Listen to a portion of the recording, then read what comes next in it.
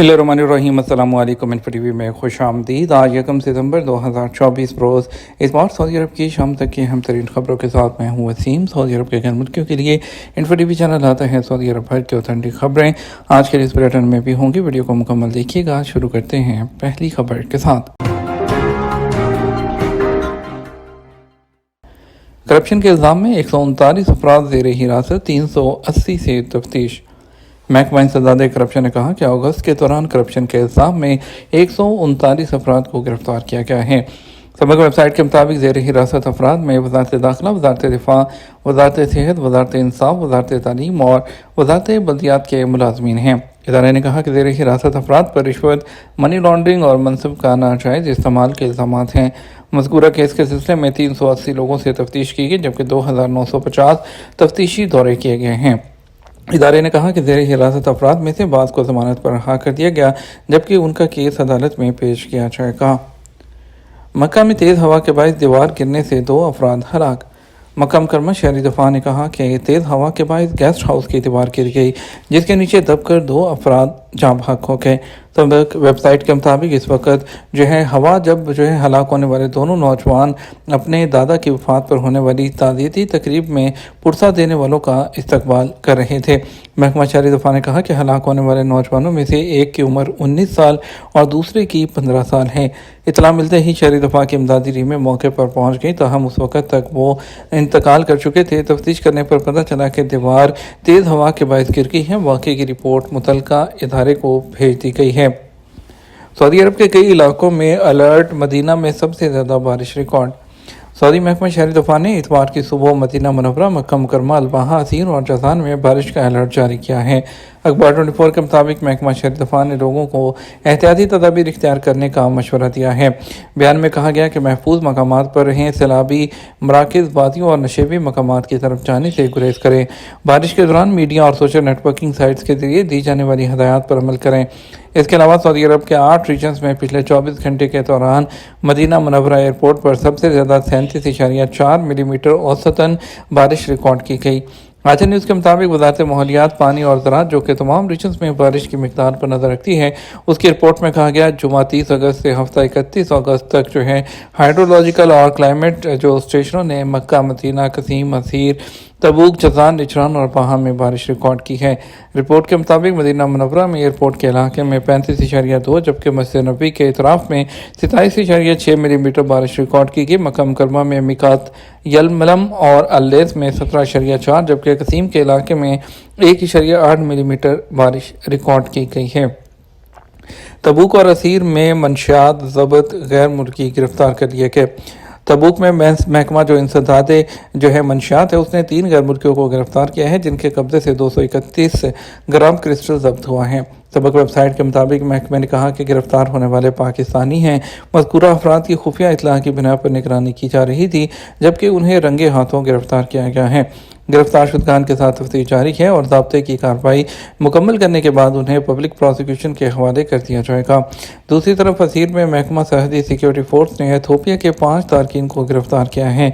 मज़कूरा अफराद मुल्क में गैर कानूनी तौर पर सरहद अबूर करके आए थे, जबकि उनके कब्जे से 150 किलो नशा आवर पौधा कात पकड़ा गया है। मज़कूरा अफराद को ज़ब्तशुदा मंशियात के साथ महकमा इंसदाद मंशियात के हवाले कर दिया गया है। वज़ीर खेल का सऊदी नेशनल टीम के कैंप का दौरा।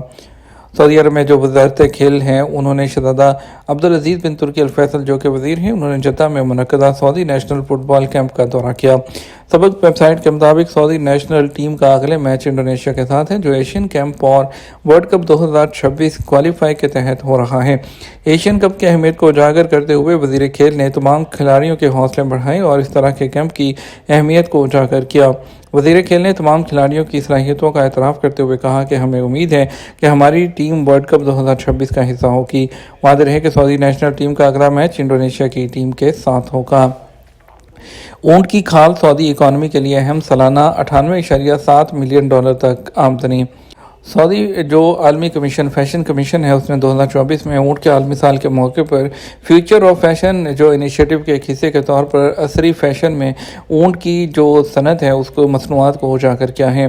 اونٹ جو ہے وہ عصری فیشن کے عنوان سے ایک تحقیقی مقالے میں کمیشن نے فیشن انڈسٹری میں اونٹ کی مصنوعات کے کردار، انڈسٹری میں اونٹوں کی کھال اور بالوں کے استعمال کے علاوہ عالمی سطح پر اس شعبے کے مستقبل پر بات کی گئی۔